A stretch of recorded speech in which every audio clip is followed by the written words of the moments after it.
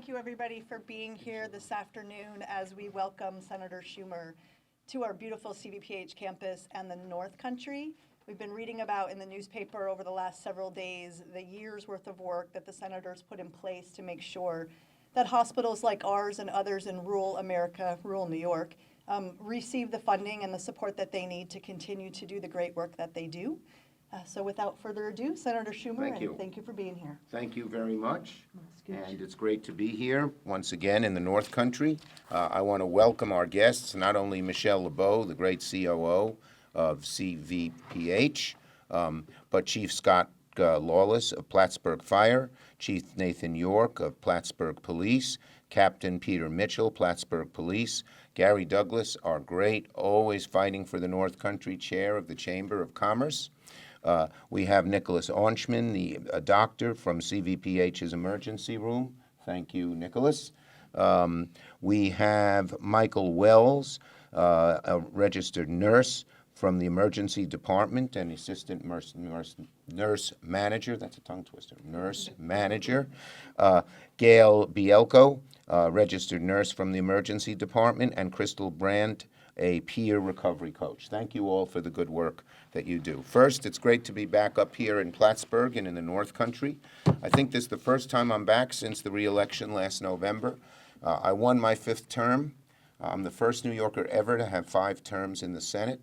Senator Moynihan had 4, my mentor. And I just want to assure the residents here in Clinton County, in Plattsburgh, and in the whole North Country, I'll work every bit as hard in my 5th term as I did in the last 4 for all of you. So that is one point I wanted to make. Second point, I've had a long relationship with this hospital. One of the first hospitals I visited after I was elected senator in 1999 was here. And your CEO, who was a nice woman, what was her name? One of the few women CEOs in those days. So that for Annie West, maybe back in there? No, someone else, further back maybe. It's 25 years ago. Anyway, she showed me how hard it is for rural hospitals to keep up with the costs of more urban hospitals. First, you had to often have helicopters and fly people long distances. Second, telemedicine wasn't there around, so people had to go further. And third, and maybe most important, you know, this hospital may not have the density that Montreal or Albany would have, and yet when someone came in here, they wanted their MRI machine or CAT scan to be as top-notch as anybody else's, even if it wasn't used 24/7 and couldn't earn as much reimbursement. So I've worked very hard.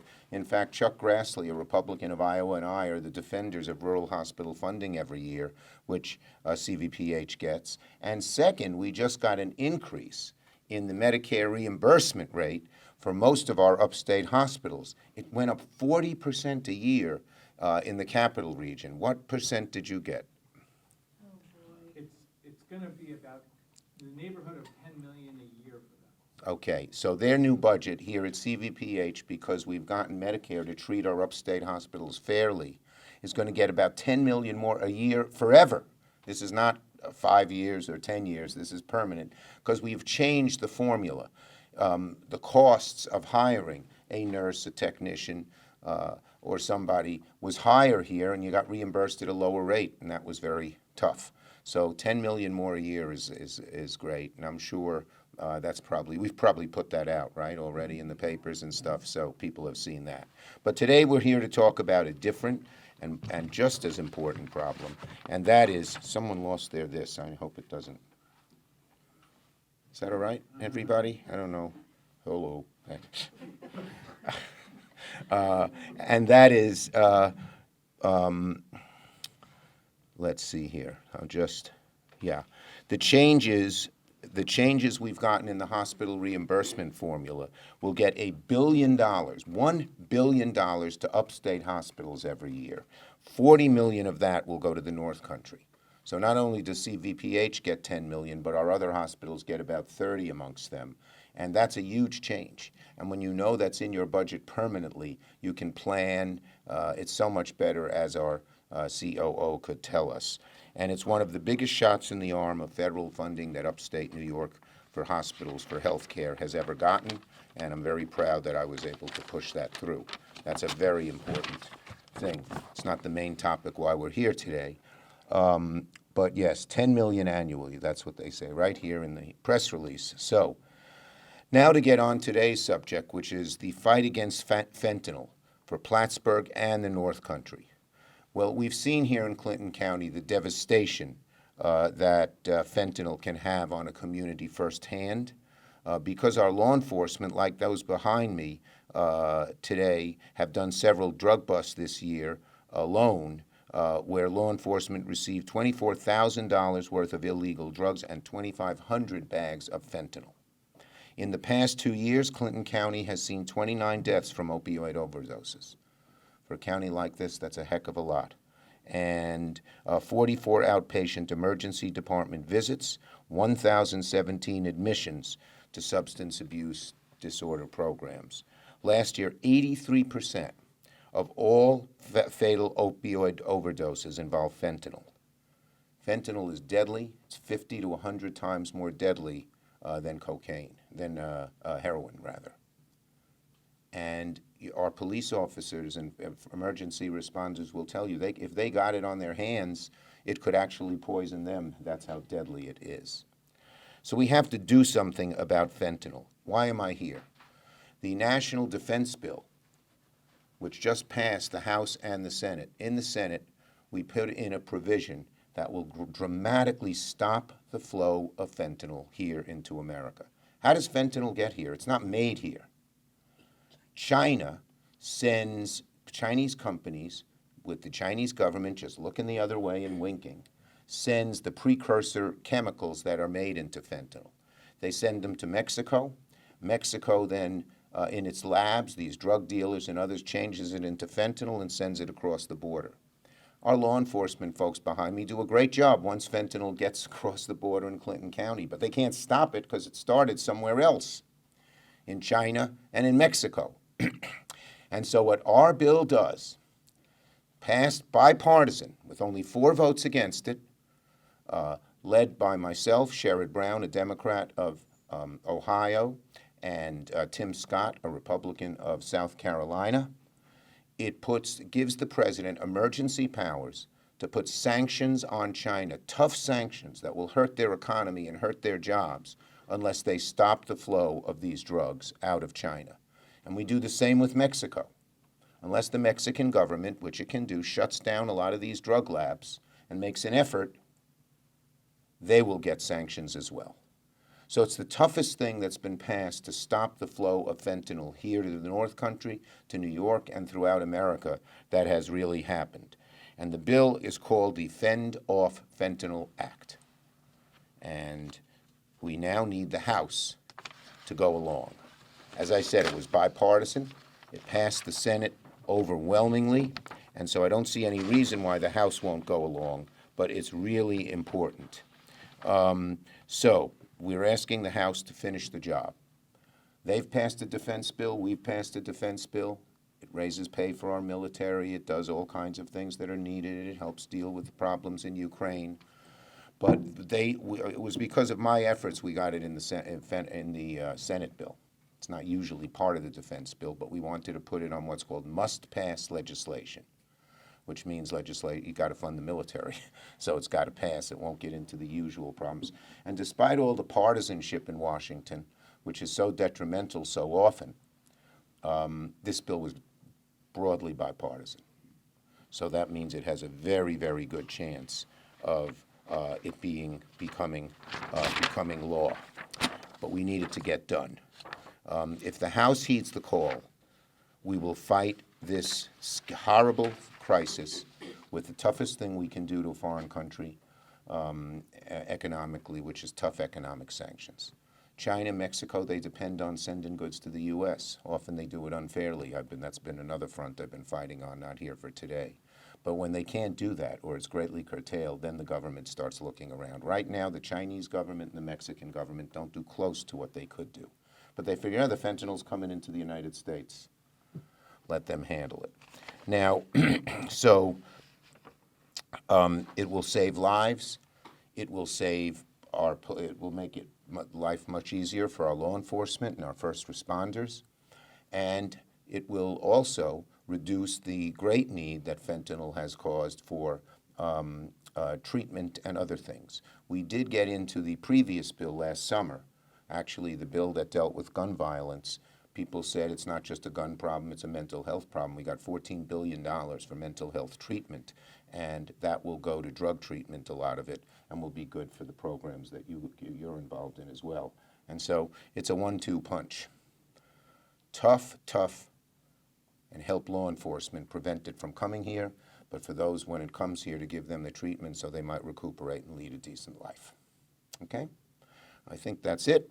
And now let me call on who is going to speak next. Anybody want to say something? Anyone? Folks? Sure. Go ahead. Chief? Sure. I just would add that the city of Plattsburgh, for you folks that don't know, we have our own drug enforcement unit. We have 2 people that are working in that unit, but we also have 2 people from the New York State Police. We have a Warren County Sheriff's Deputy, and we have Homeland Security from the federal government that are helping us. So we're working in concert, and we're going to start doing some stuff at the border as well. So that's what the city of Plattsburgh is doing. Yeah, and we need to do this. It has to be an effort of the local government, the state government, and the federal government. But federal is at the top of the list because this stuff comes from outside this country. Anyone else? Thank you, sir. Any of the folks from the hospital? Feel free. Okay. Well, they're a very effective, hardworking, but modest group. So now we'll take questions on this subject. Yes. Hi, Benny Names, INBC5. Yes, Benny with the microphone fixer. Yes, we're all good. Thank you, Senator. So, of course, you touched on the funding that a lot of upstate New York hospitals are getting, like here at CVPH. So how does this proposed act, along with the funding that hospitals are getting, kind of intertwined, especially with dealing with, medical resources in order to do? Yeah, well, the good news is this $10 million that CVPH will get and the other $30 million that other doesn't have strings attached. It just comes as part of their Medicare reimbursement. So, for instance, if they feel they need a few more people dealing with drug treatment, they can put those on. If they feel they need to buy a new machine that's old and updated, they can use it for that. If, let's say, and I'm just making this up, I don't know, there's a shortage because they can't find a gastroenterologist to be here, they'll be able to use that money to pay him or her a better salary, so they'll come here and stay here. It's flexible. And is there a specific timetable of when you think this could go? Yeah, October 1st. Oh, no, the fentanyl bill, we hope comes by the end of the year. We have to pass the defense bill by the end of the year. This $40 million is there, done, checks coming in the mail, for real. Thank you, Senator. Yes. Senator Kara Chapman, North Country Public Radio. This bill focuses kind of on the supply side of the fentanyl crisis. Right. And as for demand, you mentioned funding for, Treatment coming down the pike. But does the NDA or any other legislation that you're working on focus on prevention? Yes, well, the NDAA has some prevention in it, but mainly for people, who they recruit for the military and stuff like that. The bill that I passed there has lots of money for treatment and prevention programs. And the good news for the North Country is about half of it goes to the state, our state office of drug, SAMHSA, all of that. But half of it goes to groups, whether they're involved in prevention or treatment, that can apply. And so that the regular, the way to apply hasn't come out yet. It will come out in a few months, and we'll be getting it to everybody, including CVPH. Senator? Yes. I have a question and a clarification. You said during your remarks that 83% of all fentanyl deaths are, 83% of all overdose deaths are from fentanyl. Yeah. Is that nationwide, or was that just for the Clinton County area? I believe them. I'll tell you. It's a high number for both. I thought it was a little lower nationwide. Was it 8? Do you remember, Steve? I'll find it. It's in here. So let me just find the right paper. Here, give me a minute. It's a good question. It's in the press release.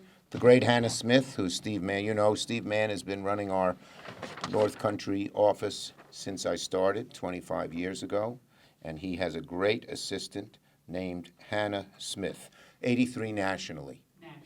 Okay, and then the other question was, you mentioned tough economic sanctions for China and Mexico.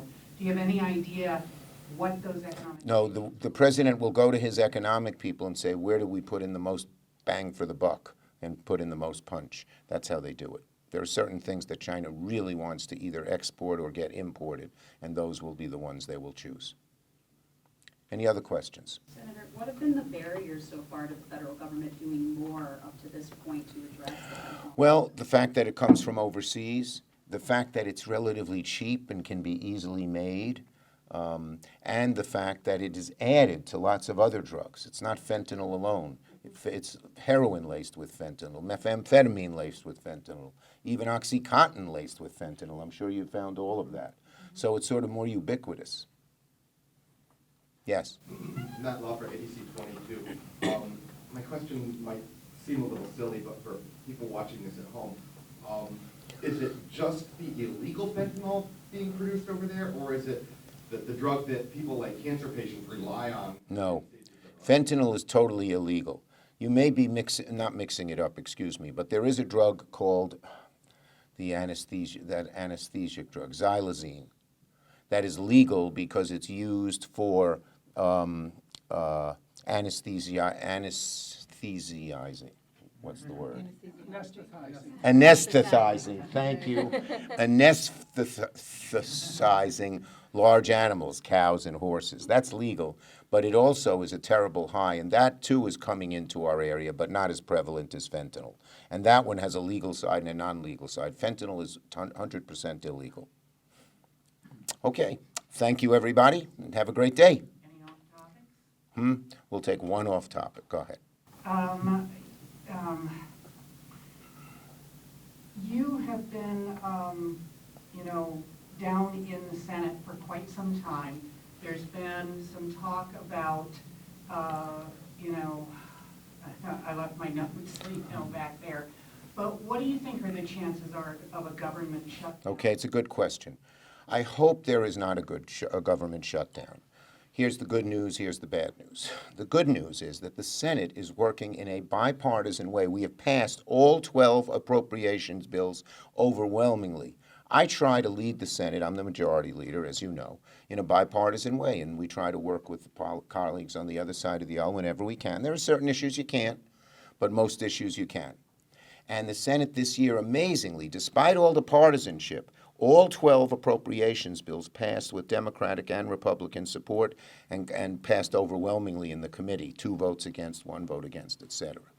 And so that bodes well for keeping the government together, because what happens with a shutdown is one party doesn't want to do it. The House, unfortunately, has just done a partisan bill, putting all the things they want, but none of the things that the Senate would want or Democrats would want. So my hope is that the House will follow the Senate's lead, put together bipartisan proposals, and there won't be a shutdown. It would be very bad for the American people to have one, and we're going to fight it. And we've shown by example we can do it in the Senate. Would it risk some of the measures that you've been talking about today? It risks all government funding. It's not what's in the law, but the funding that flows out of it, because there's no appropriation of money. So it's very serious for the military, for the non-military, for everything. We should avoid it at all costs. Okay? Thanks, everybody, and have a great day. And let me thank CVPH for hosting us. And it's great to be back in Plattsburgh.